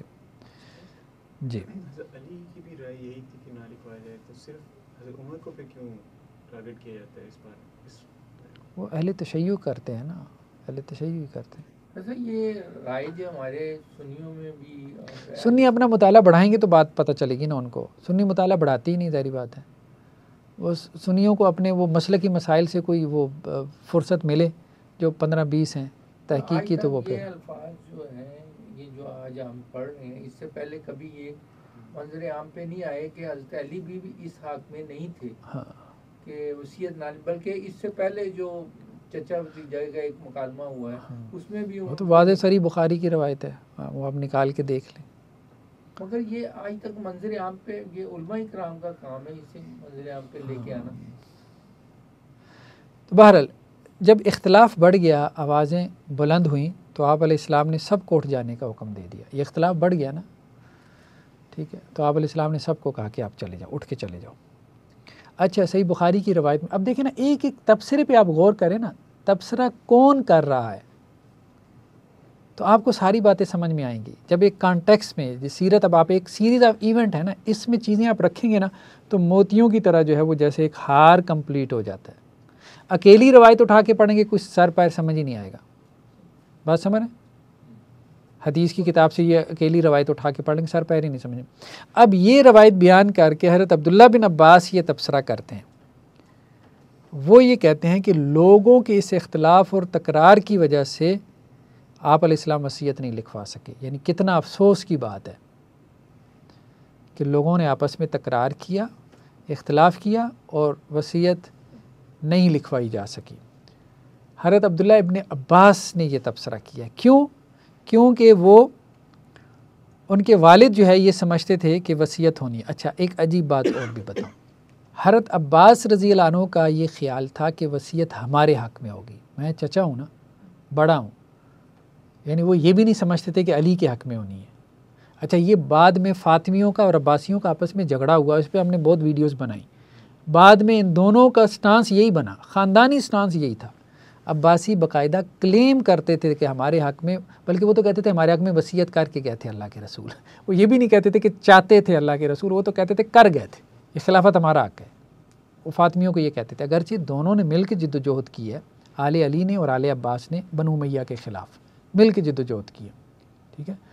اور جب جد و جہد کامیاب ہو گئی، بنو امیہ ختم ہو گئے، تو پھر آل عباس نے اقتدار پہ قبضہ کر لیا. پھر انہوں نے آل علی کو سائڈ پہ کر دیا اور انہوں نے دلیلیں باقاعدہ بیان کی کہ یہ اللہ کے رسول جو ہے اگر اپنے گھر والوں کے حق میں کرنا چاہتے تھے تو وہ گھر والوں سے مراد ہم ہیں، چچا ہے، وہ بھتیجا نہیں ہے. چچا کا زیادہ حق ہوتا ہے، وہ باپ کی جگہ پہ ہوتا ہے. وہ لمبے چوڑے خطوط ہیں جو انہوں نے آپس میں لکھے ہیں، وہ آپ دیکھیں تاریخ تبری وغیرہ میں اٹھا کے، وہ ہم نے کہیں پہ اپنی ویڈیوز میں لگائی بھی ہیں. تو خیر بہرحال اب یہاں پہ اب دیکھیں ایک سوچ جو ہے نا کیسے والدین سے نیچے آہستہ آہستہ ٹرانسفر ہوتی ہے. لیکن ضروری نہیں کہ جو آباء و اجداد جس مرحلے پہ ہوں تو بچے بھی اسی مرحلے پہ، لیکن وہ آہستہ آہستہ وہ چیز آگے بڑھتی رہتی. تو حضرت عباس رضی اللہ عنہ کا خیال یہ تھا کہ یہ وصیت ہمارے حق میں ہوگی، ٹھیک ہے، اور اس لیے وہ امید لگائے بیٹھے تھے کہ ہمیں جانا چاہیے. اور حضرت علی رضی اللہ عنہ کو امید بالکل بھی نہیں تھی، یا تو اس وجہ سے کہ چچا موجود ہیں، اگر ہونی بھی ہے تو ان کے حق میں ہو جانی ہے، یا اس وجہ سے کہ شاید آپ علیہ السلام نے اپنے خاندان کو بالکل ہی سائڈ پہ کر دینا ہے، تو اس لیے وہ اس حق میں تھے ہی نہیں، جانے کے حق میں تھے ہی نہیں. تو حضرت عبداللہ ابن عباس نے اس پہ یہ جو تبصرہ کیا، تو وہ اب اس تبصرے میں بھی کانٹیکس یہی ہے کہ اگر وہ وصیت ہو جاتی تو ہمارے حق میں ہو جاتی، یعنی شاید وہ یہی سمجھ رہے ہیں، ہمارے خاندان میں آگے جاری ہو جاتی. اور انہی کے اب آپ دیکھیں آگے پوتے وغیرہ وہ یہ سارے بنو عباس کون ہیں؟ انہی کی تو اولاد ہیں آگے جو بنے، ٹھیک، خلافت وغیرہ انہوں نے چلائی ہے. تو خیر بہرحال یہ جو ہے نا تحریری وصیت کی بھی بات آ گئی. اس کے بعد جو ہے وہ 3 باتیں اور ہمیں ملتی ہیں آپ علیہ السلام نے اپنے آخری وقت میں جو کیں۔ صحیح بخاری کی روایت میں کہ اس روز آپ علیہ السلام نے وصیت فرمائی کہ مشرکین کو جزیرۃ العرب سے نکال دو، یہ بھی جاتے جاتے آپ کی وصیت تھی۔ اور دوسرا یہ بھی کہ وفود کو اسی طرح عطیات دیتے رہنا جس طرح میں دیتا تھا، یعنی جو وفد آتے ہیں نا، آپ علیہ السلام کا معمول تھا وفود کو آپ بہت نوازتے تھے، عطیات دیتے تھے تاکہ دین کے اوپر قائم رہیں۔ کوئی نہیں، مال ہے یار، مال کیا ہے، اصل چیز ہے کہ لوگ ہمارے ساتھ جڑیں۔ راوی کہتا ہے تیسری بات میں بھول گیا۔ تو اب تیسری بات کیا تھی؟ تو اس میں بعض اہل علم نے کہا کہ تیسری بات جو ہے نا، یہ وہی تھی جو آپ علیہ السلام نے حضرت عائشہ سے کہی تھی۔ کیا؟ صحیح بخاری کی اس روایت میں تو یہ ہے کہ آپ علیہ السلام نے 3 وصیتیں کی نا اس کے بعد، یعنی یہ خطبے کا معاملہ ہو گیا اور اس کے بعد آپ علیہ السلام نے 3 وصیتیں کی۔ ان میں ایک تو یہ تھی جزیرۃ العرب سے یہود و نصارہ کو نکال دو، دوسرا کیا ہے وفود کی جو ہے وہ تحائف دیں، تیسرا وہ راوی کہتا ہے میں بھول گیا۔ راوی ابھی میرے ذہن میں نہیں آ رہا، میں نے یہاں نوٹ نہیں کیا، لیکن بہرحال روایت صحیح بخاری کی ہے۔ تو اب بعض اہل علم نے کہا کہ یہ جو تیسری چیز تھی نا، وصیت تھی، یہ وہ والی صحیح بخاری کی حدیث میں آ گئی ہے کہ جس میں آپ علیہ السلام نے سیدہ عائشہ رضی اللہ عنہا کو کہا کہ تم اپنے والد اور اپنے بھائی کو بلوا لو، میں ان کے حق میں وصیت لکھوانا چاہتا ہوں۔ یہ بات آتی ہے صحیح بخاری کی روایت میں۔ اور ساتھ میں یہ بھی ہے، یہ میں اس لیے کرنا چاہتا ہوں کہ مجھے اندیشہ ہے کوئی تمنا کرنے والا تمنا نہ کرے اور کوئی اعتراض کرنے والا اعتراض نہ کرے، یعنی 2 ہی چیزیں ہو سکتی ہیں، یا تو اعتراض آئے گا یا خواہش پیدا ہوگی، تو میں دونوں کو ختم کرنا چاہتا ہوں۔ لیکن بعد میں پھر آپ نے کہا کہ اللہ عز و جل اور تمام اہل ایمان بھی ابو بکر کے علاوہ پہ راضی نہیں ہوں گے، تو یہ واضح اشارہ تھا، اس سے زیادہ صریح بات کیا ہو سکتی ہے۔ مسند احمد کی روایت میں کہ آپ علیہ السلام کی آخری وصیت یہ تھی کہ اللہ کی کتاب کو لازم پکڑ لو، تم ان قریب ایسی قوم سے ملو گے جو مجھ سے حدیث بیان کرنے کو پسند کرے گی، تو جس نے مجھ پر جھوٹ بولا تو وہ اپنا ٹھکانہ جہنم میں بنا لے، اور جسے مجھ سے کوئی چیز یاد ہو تو اسے آگے بیان کرے۔ یعنی آپ علیہ السلام کی آخری وصیت کیا تھی؟ یہ مختلف وصیتیں مختلف اوقات میں رہیں، تو آخری وصیت یہ تھی، ایک تو یہ کتاب اللہ کو لازم پکڑو، دوسرا کہا کہ دیکھو کتاب اللہ تو لوگوں کو مل جائے گی، لیکن میرے بعد جنہوں نے مجھے دیکھا نہیں ہوگا نا، انہیں یہ بات بڑی پسند ہوگی کہ میری باتیں سنیں، میری باتیں ان تک پہنچیں، ان میں حدیث کی محبت بڑی غالب ہوگی، تو تم ان کی وجہ سے حدیثیں گھڑنا نہ شروع کر دینا۔ ساتھ ہی یہ کہہ دیا جس نے میرے اوپر جان بوجھ کے جھوٹ بولا وہ جہنم میں اپنا ٹھکانہ بنا لے، کیونکہ وہ لوگ بڑے مشتاق ہو گئے اور ان کا اشتیاق دیکھ کے تم میرے بارے میں جھوٹ بولنا نہ شروع کر دینا۔ ہاں، دوسری بات پھر یہ بھی ساتھ کہہ دی کہ جسے مجھ سے کوئی چیز یاد ہو تو اس کو آگے پھر بیان بھی کرے۔ اب یہ بھی نہیں کہ اگر اس کے پاس آئے تو اس کو ڈر کے مارے آگے بیان بھی نہ کرے۔ یہاں کہتے ہیں کہ لیمس کو مالا تفعلو، یہاں پر ہمارے لوگ کبھی کہتے ہیں کہ آگے بیان کر دیں، چند کر سکتے ہیں قول مقصد دل ان تقولوا ما لا تفعلون، دونوں کو کیسے آپ؟ نہیں، ایک ہے اللہ کے رسول صلی اللہ علیہ وسلم کی بات آگے نقل کرنا کہ اللہ کے رسول نے کہا ہے، اور ایک ہے کہ میں خود نصیحت کر رہا ہوں، دونوں باتوں میں فرق ہے نا۔ وہ تو اللہ کے رسول نے کہا وہ تو میرے پاس ضمانت ہے، وہ ایز اٹ از میں نے آگے پہنچا دی، تو اگلے کو یہی بات جا رہی ہے نا، بھی اللہ کے رسول نے کہا، یہ تھوڑی جا رہی ہے کہ میں کہہ رہا ہوں، تو دونوں میں فرق ہے نا۔ تو بیماری کی شدت کے باعث آپ علیہ السلام نماز پڑھانے پہ قادر نہیں رہ گئے، ٹھیک ہے، یعنی اب وصیتوں کے بعد اگلی بات امامت کی آتی ہے، ٹھیک ہے۔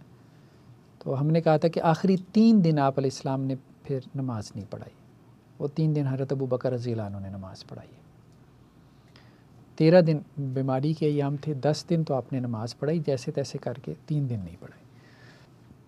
تو آپ علیہ السلام نے حضرت ابو بکر کو حکم دیا۔ صحیح بخاری کی روایت میں ہے کہ آپ کی بیماری جب بڑھ گئی تو ایک دن آپ نے پوچھا، عشاء کی نماز کا وقت تھا، تو آپ نے پوچھا لوگوں نے نماز پڑھ لی ہے؟ تو آپ کو بتلایا گیا کہ نہیں، وہ آپ کے انتظار میں ہے۔ تو آپ علیہ السلام نے کہا کہ ٹب میں پانی لاؤ، پانی لایا گیا، آپ نے غسل کیا، آپ اٹھنے لگے تو بے ہوش ہو گئے، پھر آپ کو ہوش آیا، پھر آپ نے پوچھا اچھا لوگوں نے نماز پڑھ لی ہے؟ تو آپ کو بتایا گیا کہ نہیں ابھی نہیں پڑھی، آپ کے انتظار میں ہے۔ آپ نے کہا ٹب میں پانی لے کے آؤ، تو پھر دوبارہ ٹب میں پانی لایا گیا، آپ نے غسل کیا، تو غسل کر کے آپ اٹھنے لگے، پھر آپ بے ہوش ہو گئے۔ پھر تیسری مرتبہ ایسے ہوا کہ آپ علیہ السلام جب ہوش میں آئے تو آپ نے پوچھا لوگوں نے نماز پڑھ لی ہے؟ تو کہا گیا کہ نہیں، آپ کے انتظار میں۔ آپ نے کہا ٹب میں پانی لاؤ، پھر ٹب میں پانی لایا گیا، پھر آپ علیہ السلام نے غسل کیا، फिर आप उठने लगे, फिर आप बेहोश हो गए। फिर चौथी मरतबा आप जब होश में आए हैं तो फिर आपने पूछा, लोगों नमाज़ पढ़ लिया? लोगों ने कहा, आपको कहा गया कि नहीं, आपके इंतज़ार में। तो आपने फरमाया अबू बकर को कह दो वो नमाज़ पढ़ा दे। तो इसका मतलब ये है कि एक वक्त में आप देख रहे हैं इतनी मरतबा आपके ऊपर बेहोशी तारी हो रही। तो वो जो हज़रत उमर रज़ी अल्लाह अन्हु का भी कौल था ना, तो वो असल में ये बेहोशी की जो कैफियत थी ना, इसको देख के था कि आप अलैहिस्सलाम ना अब इस वक्त इस हालत और कैफियत में नहीं है।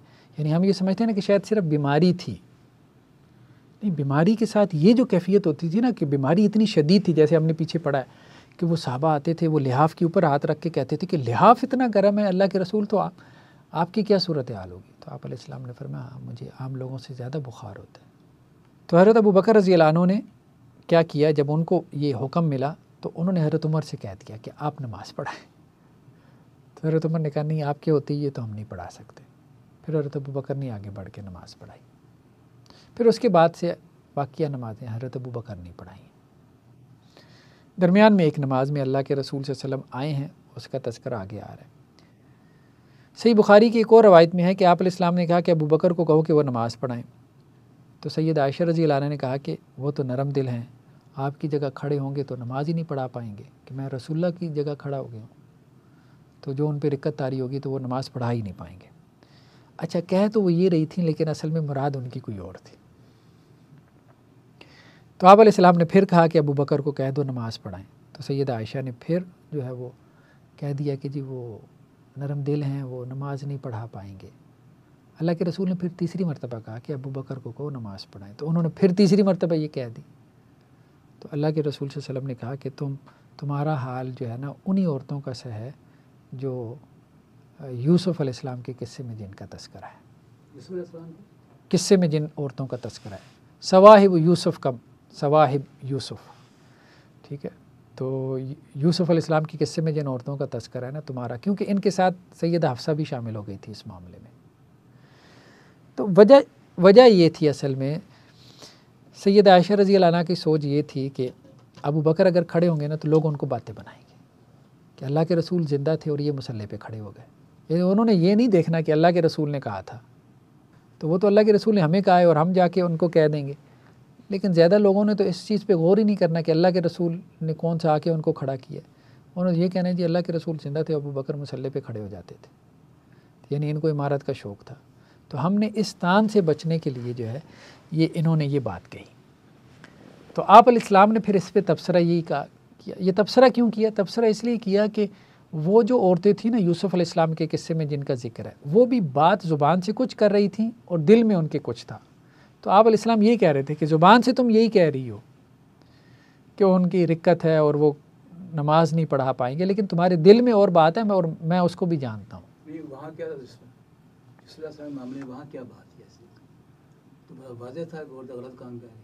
औरतें आपने के अंदर कुछ है, बाहर कुछ और कह रही हैं। नहीं, बाहर तो ज़ाहिरी बात है, वो जो बयान कर रही थी अपनी हुकूमत के सामने, तो वो तो नहीं था जो उनके दिल में था। मतलब हज़रत यूसुफ़ अलैहिस्सलाम को क्यों फंसवाया था? हज़रत यूसुफ़ अलैहिस्सलाम जेल क्यों गए थे? तो ज़ाहिरी बात है जो वो बयान कर रही थी वो नहीं था जो, तो इसलिए तो हज़रत यूसुफ़ अलैहिस्सलाम जेल गए थे। जो सच थी बड़ी अजीब से मिसाल दे दी कि ये ऐसे औरतों से मुशाबत कर देना। और मुशाबत असल में एक एतबार से होती है, कुल्ली मुशाबत नहीं होती। मुशाबत एक एतबार से होती है, कुल्ली मुशाबत नहीं होती। ये बात ज़हन में रखें। हम जब कहते हैं ना कि ये जो दीवार है ना ये दूध की तरह सफ़ेद है, तो अब ज़ाहिर बात है दीवार है, दूध है। सिर्फ एक एतबार से आप मुशाबत की बात कर रहे होते हो, सफ़ेदी के एतबार से, बस। अब उसको दूध समझ लेना दीवार को, वो बाहर बेवकूफ़ी है। कैल्शियम भी होता है। चले बाहर जी। यहाँ पे हम एक तरफ हम कह रहे हैं कि तरीक़े कह रहे हैं कि ना आप ना करवाएं वो ना वसीयत लिखवाएं। दूसरी तरफ तरीक़े उनके वो खुद कह रहे हैं कि खिलाफत ना ही मिले, जो उनका हमें आगे मिल जाता है ना खिलाफत भी वो भाग लेते या जिम्मेदारी बहुत बड़ी मुझे ना मिले, तो हम यहाँ पे कैसे तत्वीक देंगे दोनों? क्या एक तो तरफ तो वो कह रहे हैं कि वसीयत लिखवाएं, کون؟ وصیت نہ لکھوائیں. ہاں ہاں. اور ایک طرف وہ کہہ رہے ہیں آگے جا کے آئے گا کہ وہ کہیں گے کہ یار خلافت سے بھاگ رہے ہیں کہ یار ذمہ داری نہ میرے اوپر پڑے. بہت بڑی ذمہ داری ہے. دونوں میں تفریق کس طرح تو ایک ہی بات ہے. وہ کون سا کہہ رہے ہیں کہ وصیت لکھوائیں؟ وصیت کیوں نہیں کہہ رہے ہو کہ اس طرح سے کہہ رہے ہیں نا کہ ہم کہ میرا جو ہمیں وہ یعنی کہ اللہ کے نبی ہمیں یعنی کہ ہمیں فائق نہ کر دیں خلافت سے. اس چیز سے ڈر رہے ہیں نا وہ.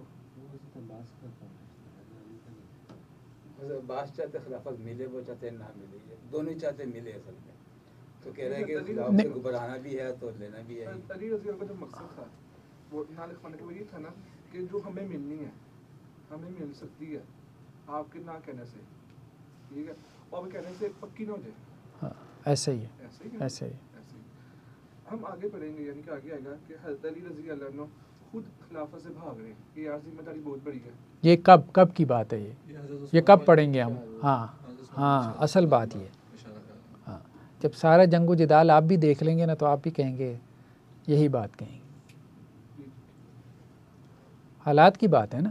ایک حالات میں آپ کی ایک خواہش ہوتی ہے, دوسرے حالات میں آپ کی خواہش بدل نہیں جاتی. سمپل.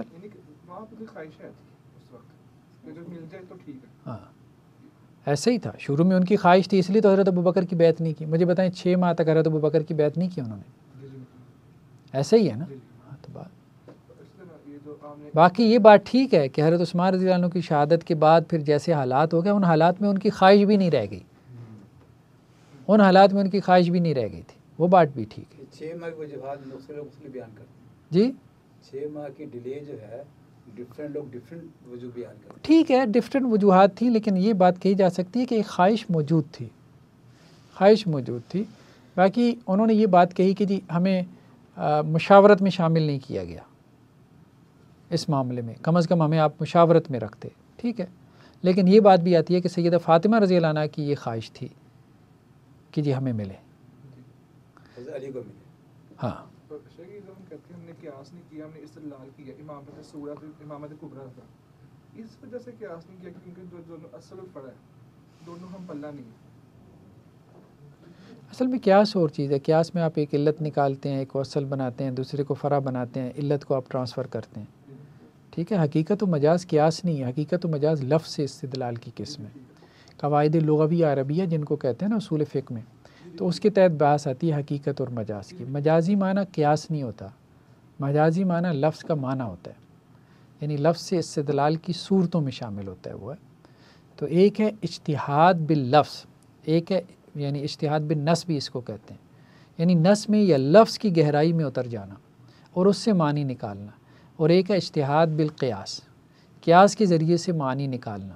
ٹھیک ہے, اور تیسرا ہوتا ہے اجتہاد بالمصالح, مصالح مرسلہ وغیرہ یا قواعد عامہ کے ذریعے سے آپ, یعنی جو جرنل پرنسپلز ہوتے ہیں شریعت کے, ان کے ذریعے سے آپ مسائل نکالتے ہیں. ہم یہ مکمل کر لیں میرے خیال میں, بس یہ آخری بحث ایک میرے خیال میں ہے, اس کو ہم مکمل کر لیں. صحیح بخاری کی روایت میں کہ ایک دن آپ علیہ السلام نے ظہر کی نماز کے وقت اپنی طبیعت میں کچھ بہتری محسوس کی, تو 2 آدمیوں حضرت عباس اور حضرت علی رضی اللہ عنہ کے سارے آپ مسجد میں تشریف لائے. تو تکلیف کی وجہ سے آپ کے جو قدم تھے وہ زمین پہ جم نہیں رہے تھے. تو حضرت ابوبکر نے پیچھے ہٹنا چاہا, یعنی حضرت ابوبکر جو ہے وہ نماز پڑھا رہے تھے, تو انہوں نے پیچھے ہٹنا چاہا, تو آپ نے اشارے سے ان کو اپنی جگہ رہنے کا حکم دیا.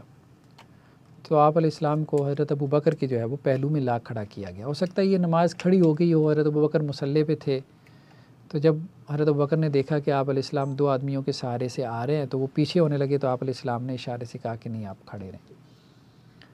تو پھر آپ علیہ السلام آ کے حضرت ابوبکر کے پہلو میں جو ہے وہ بیٹھ گئے. تو اب اس میں صحیح بخاری کی روایت میں تو یہ ہے کہ حضرت ابوبکر آپ علیہ السلام کی اقتداء کر رہے تھے اور لوگ ابوبکر کی اقتداء کر رہے تھے. ٹھیک ہے, یعنی آپ علیہ السلام جو ہے وہ بائیں طرف آپ کے بیٹھے حضرت ابوبکر کے, اور حضرت ابوبکر آپ کے دائیں طرف تھے. تو آپ علیہ السلام نے امامت کروائی اور حضرت ابوبکر نے آپ کو فالو کیا اور لوگوں نے ابوبکر کو فالو کیا. یعنی اپنی زندگی میں آپ سمجھے کہ حضرت ابوبکر کی جو امامت تھی آپ نے اس پہ لوگوں کو جمع کر دیا اپنی موجودگی میں,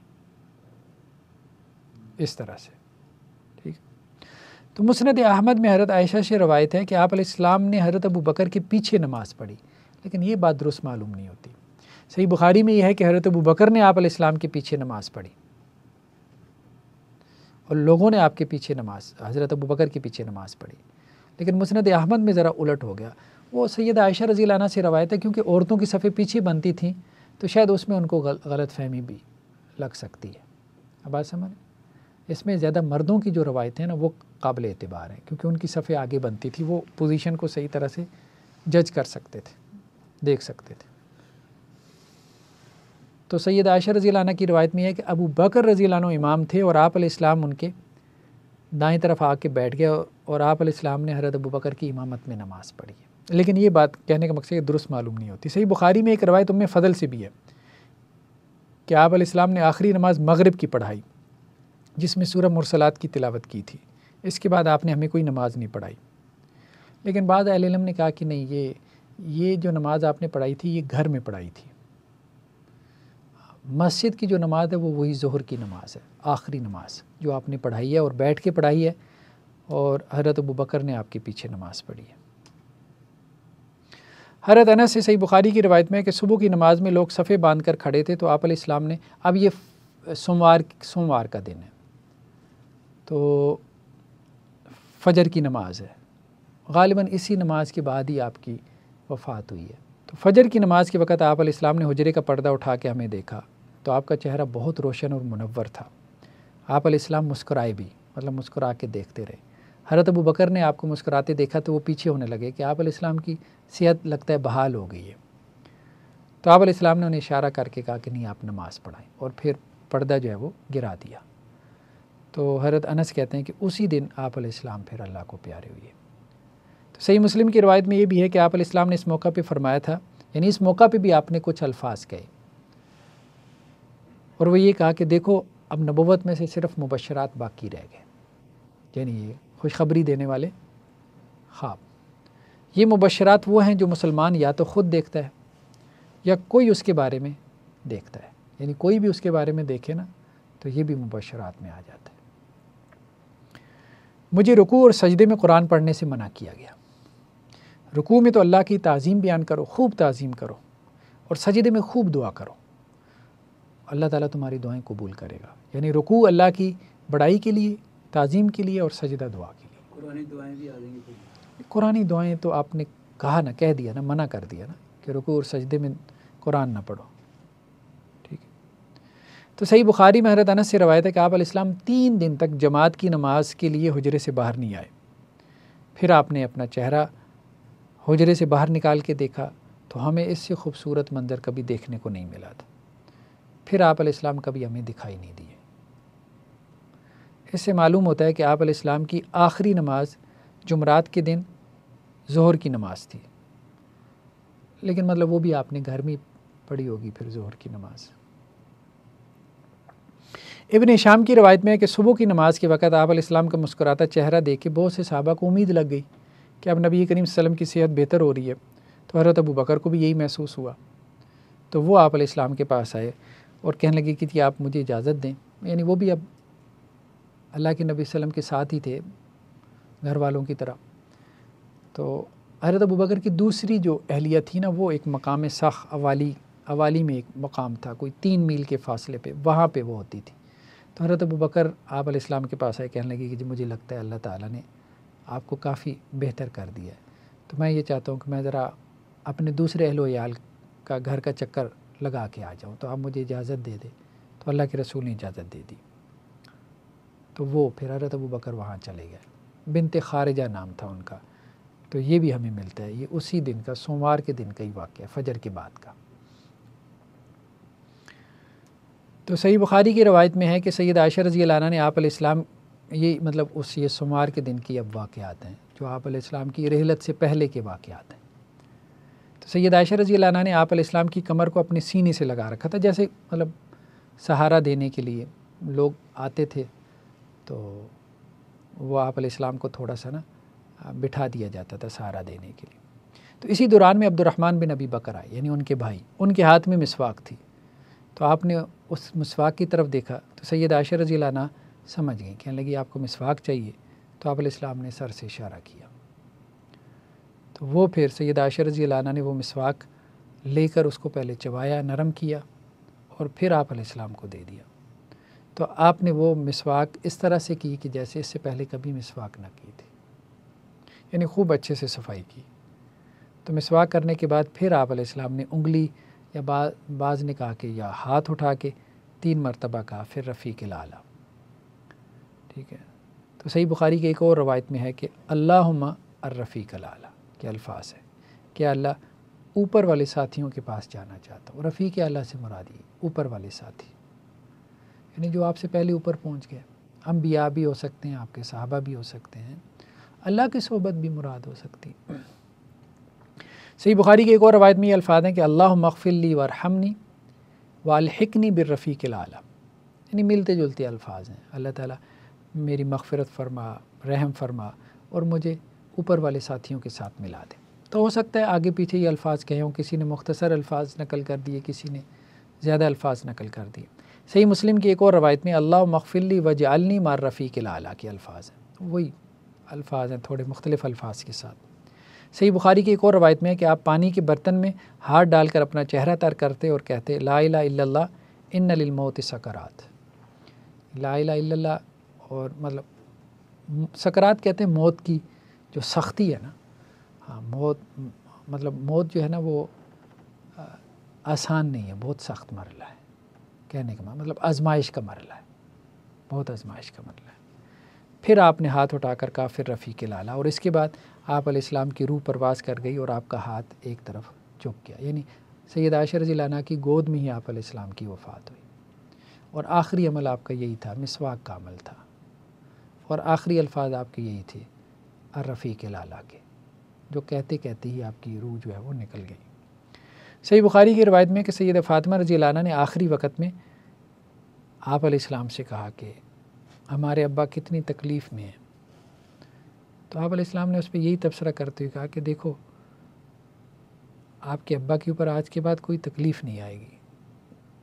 تو آپ کی وفات کے بعد پھر وہ بے چین ہو گئی، بہت زیادہ بے چین ہو گئی، تو کہنے لگی کہ اپنے رب کا بلاوا آپ نے منظور کر لیا، آپ نے جنت الفردوس کو ٹھکانہ بنا لیا، تو میں جبریل علیہ السلام کو آپ کی وفات کی خبر دیتی ہوں۔ مطلب وہ یہی ہے کہ انسان جیسے بے چین ہو جاتا ہے، اسے سمجھ نہیں آتی۔ تو خیر آپ علیہ السلام کی تدفین کے بعد حضرت انس کہتے ہیں کہ مجھے کہا بھی انہوں نے، سیدہ فاطمہ نے، کہ رسول اللہ صلی اللہ علیہ وسلم کی مطلب ان کی تم نے کیسے گوارا کیسے کر لیا ان کو دفنانا، ان کے اوپر مٹی ڈالنا۔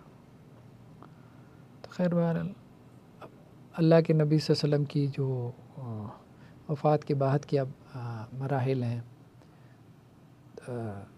تدفین کے یا تکفین وغیرہ کے، یا اس کے بعد کے کچھ واقعات ہیں، بس وہ ہمارے تھوڑے سی رہ گئے، اب زیادہ نہیں ہے، شاید ایک آدھ لیکچر میں ہم اس کو سمیٹ لیں گے تو انشاءاللہ سے ہمارا یہ جو سیرت کا ہے یہ ہمارا مکمل ہو جائے گا انشاءاللہ سے۔ چلیں جی آج اتنا ہی کافی ہے، پھر سبحانک اللہم و بحمدک نشہد ان لا الہ الا انت